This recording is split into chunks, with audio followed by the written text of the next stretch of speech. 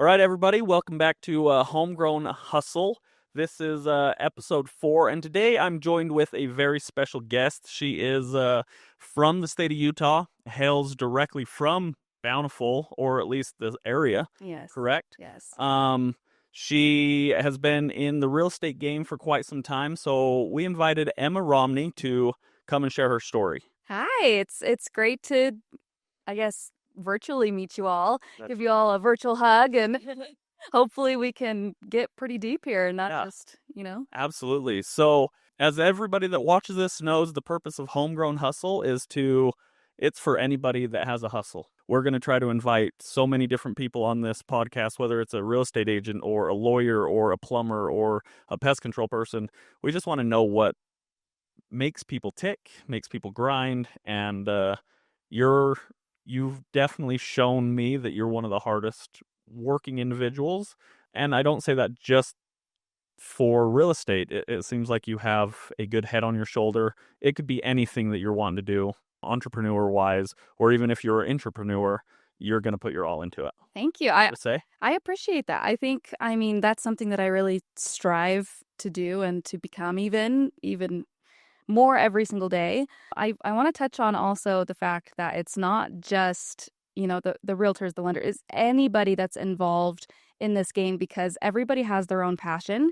And I think that is so awesome that you're bringing everybody from different perspectives, from different downlines, all of that together and just bringing out what makes them tick, like you said. yeah. I think that's awesome. Well, my co-host Josh Clayson, I don't know if you've met him before. I've met him virtually. Okay, perfect. So, him and I share the strong opinion that you can learn from anybody. Yes. It doesn't matter what profession they're in. I may be a lender, you may be a real estate agent, and we have real estate that kind of connects us, but I can learn just as much from you as I can um, a mom and pop business owner, Yep. just because business is business. Exactly. There's really nothing that sets it apart besides the different avenue that you're in. I'll also say that different ages come into factor because, Yeah. I mean, younger perspectives, older perspectives, it is perspective, it's how you were raised and how you see the world that makes you who you are and makes you different than everybody else. And so bringing that all in one and actually seeing what makes somebody them is amazing. Absolutely. So, I broke the news to Emma just a couple minutes ago that this was going to be, and in fact, a homegrown hustle podcast, all unscripted and totally raw. So she gave me the look like you're dead to me type. So make sure to show her some love in the comments below. And so my first question for you, Emma, is what is your why? Why do you do what you do? What's your drive? That is a really deep question. It needs to be deep because I don't want any surface level stuff that you just No. like, I like people or I want to make money. Like, those are lame. Honestly, and I mean, I'm gonna get pretty real and raw here. I I was raised in a really large family. We're all, I mean, in the real estate industry in one way or another. But I would say that overall, my why is first off proving to myself that where you come from, no matter if it be this, crazy wealthy family or poor, on the streets. It doesn't matter where you come from, but proving to myself that with hard work, grit, and heart, that you can make anything possible. On top of that, I also think that it is, I want it to be my legend. I want my kids to see that I didn't just surface level work. I didn't half-ass anything. I don't know if I'm allowed to No, cuss on here. Is that okay? Yep. Real and raw. That's what we are here. Um, I One of my biggest dreams is to be a mother. And my husband and I have been talking about starting that in the near future. And I want, when they do grow up and they're old enough to realize and actually understand that mom didn't just go by the sidelines and, make enough to survive, but she actually worked hard to create the life for them that they have. And that's not to spoil them. That's not to make it so that they don't have to work, but it's to show them what work is. and to show them that no matter what your circumstance, I'm sorry, but it's not an excuse, you know? Yeah. It takes hard work and it takes a lot of grit as well to build something, especially a business from the ground up, as I'm sure you know. Yeah, absolutely. I love that. I think the fact that you understand that you're in this for you and not for you in like selfish reasons either from what you just explained. You're in this because you're trying to prove to yourself that you can do anything that you set your mind to. Exactly. You're proving to others that you are strong-willed, you're dedicated, you're hardworking, and I think that resonates in like I already stated this that you have proven that to me just from the little bit that we've worked together, and I think that is um, amazing. The other thing that you said that is really important to me because I am a family man. I have 4 kids of my own, and that resonates with me that I want my kids to know that they didn't get what they get just out of sheer luck. Yeah. It's due to hard work, Yeah. and it's due to putting in the time and the effort and the persistence, and real estate really makes you do that. It seriously, It's not easy. It's not easy at all. And I think that's another thing that, I mean, people that get into the real estate industry often think that it's easy money, and that is their why. Mm-hmm. They think that, you know, they can just do a 120-hour class and they can get their license and they can make some really easy cash. And Did you have that sometimes, misconception prior to um, becoming an agent? honestly, a little bit, yeah, I know I did. I did. I mean, on the loan officer side, I had that misconception that, oh, I was just going to get to do loan after loan after loan.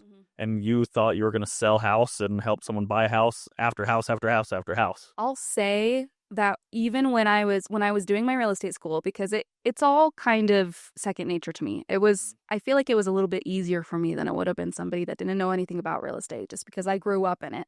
And so a lot of the things that I was learning in class I already knew, which was awesome to me, but it also reinstated my confidence that, oh, this is going to be easy for me, you know? And so when I got my license and I didn't get clients right away, and it took 9 months to make a dime, That's hard to live. that was a reality check. Yeah, I Right bet it was.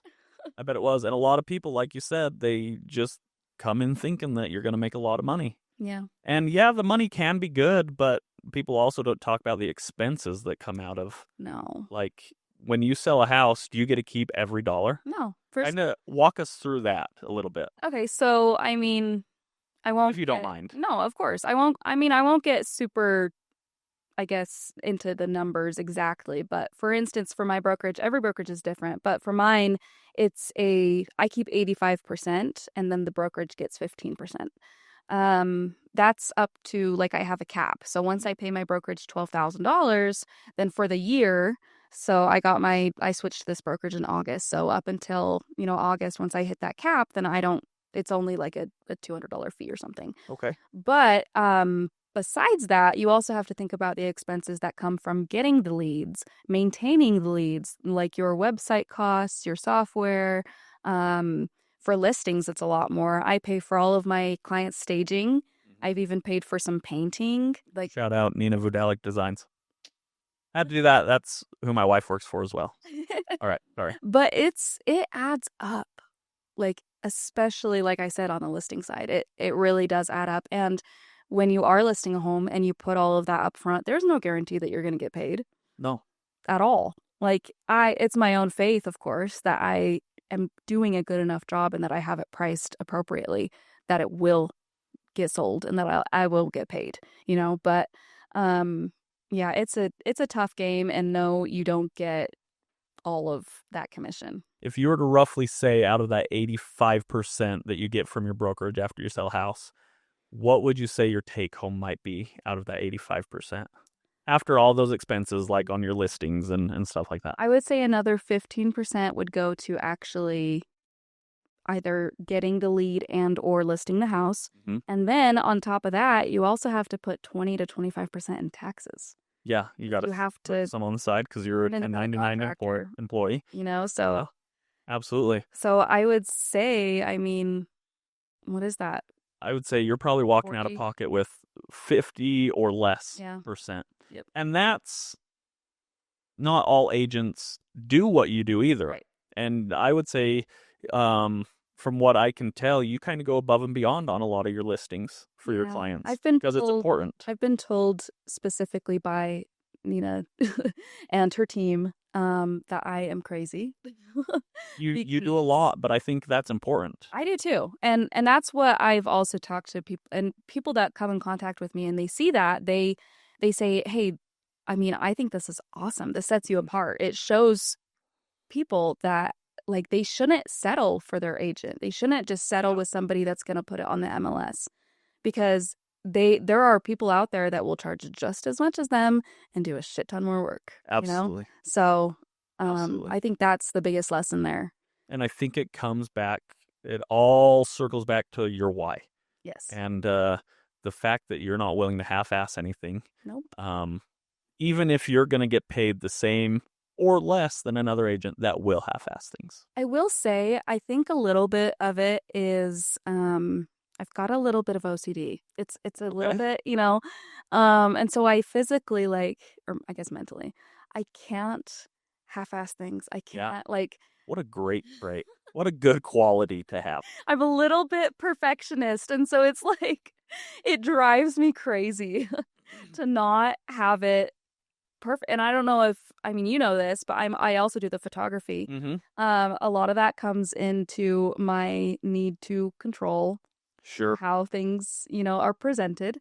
Um, and maybe even a lack of trust for other people. I'm Yeah. working on that, but I can see that for sure. but yeah, I think it all comes down to just that I want to have it a certain way, but I need to have it a certain way. And Yeah. that's what makes my listings especially so great Yeah. and my hard work for my buyers as well is because I will not settle, not for them, not for me, not for anybody.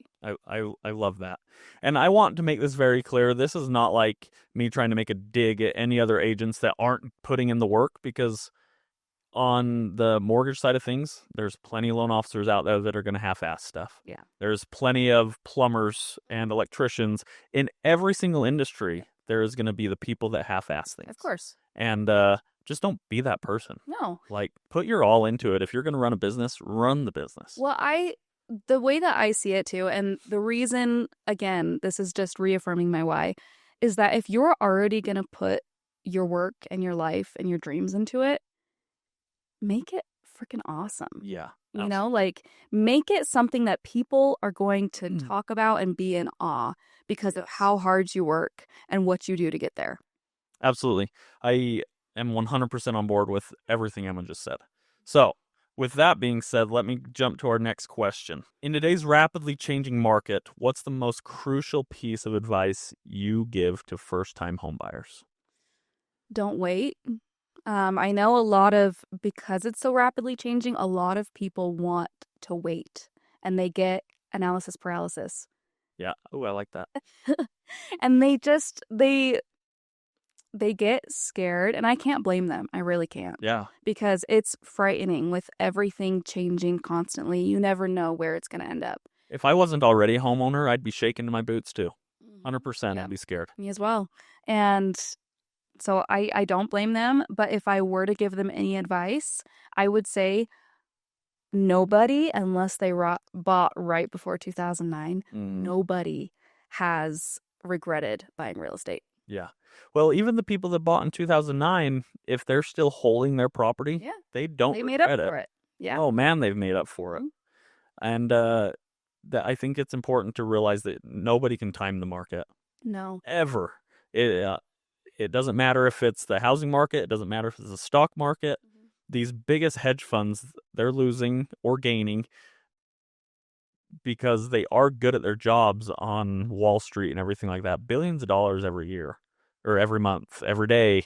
And it's not because they're timing the market. It's because they're doing it. It's because they're not trying to time the market, though. Exactly. They're planting the seed and they're waiting for it to grow because it takes time. Exactly. And they're just acting on what they know needs to happen.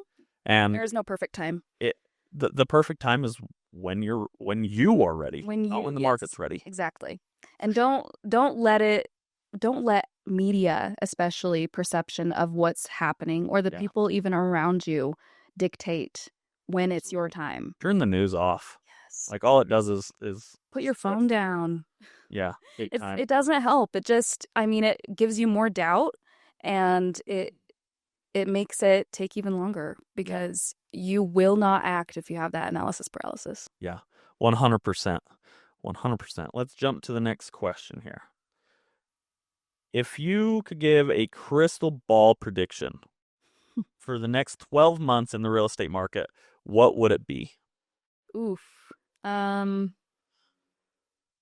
that is Just shoot right from the hip. okay. Your Well, first impression, um, what do you think could happen? well, Obviously, this is all prediction. this Nobody is, knows. and this is pretty controversial too, Love this. because, We might uh, end the episode right here. Know what she says. but I mean, obviously, everybody in the world knows we have new representation for the country, right? Yep. And that is already changing the entire game, Mm-hmm. and good and bad, depending on your perception. But if I were to guess, I would say up until maybe middle to end of summer, it's going to be pretty rocky. When it comes to that time, I would say that we're finally maybe going to see some pretty significant cuts, if it were my guess. My biggest fear, though, is that everybody's going to be waiting until we get those cuts. Yeah. And there's going to be so much competition when that happens that nobody, like, Yeah. it's going to be so much harder to get into something because there's going to be bidding wars. There's home prices are going to be jacked up. Like, it's going to be insane. Yeah. I would say your prediction's pretty close and on par with what mine is. I don't see anything drastically changing until probably quarter 3 of 2025. Yep. And when I say drastic, I'm talking maybe a 0.5% change. Yeah. The ideas of a 3% interest rate coming back, That's never going to happen. I mean, again, it's a prediction. I don't think it's going to in happen. the next couple of years, you never know. I mean, the world is a Right. cycle, Right. but We might see him again in several years from now, but not within the next no. 2-3 years for sure. And the biggest thing that first time homebuyers specifically don't think about is how much are those home prices going to rise Yeah. in that time frame, rather than when the rates come down. It's not going to make any difference, although it actually is probably going to cost more, and you're spending all of this money on rent that is already being wasted. Yeah. 100%. That's my advice to any first time home buyer, is not to wait, because you're going to be paying a lot more. It costs a lot more. Even to wait 6 months, it costs more. Yep. And internet warriors, don't come at me for this, but I believe the graph showed out over like the last 75 years or something like that, there's only been like 6 to 8 years where home prices have not appreciated. And out of those 6 to 8 years, only 2 of those years actually had depreciation. Exactly. And that was the 08, 09 crash, and then one in like 96 or something like that. But again, And with real estate, if you hold it long enough, you will not be upset. absolutely not. It Because it's proven over history that every single year we're seeing homes appreciate from anywhere from 3 to 5%, Yep, depending on the market that you're in. exactly. And if you're in Utah, you're looking at like a 4 to 5% Yeah, and that's half the interest rate right there. easily. Yeah, 100%. So, So just don't wait. I think that's great advice, honestly. We've got time for one more question. So let me pop this one out real fast.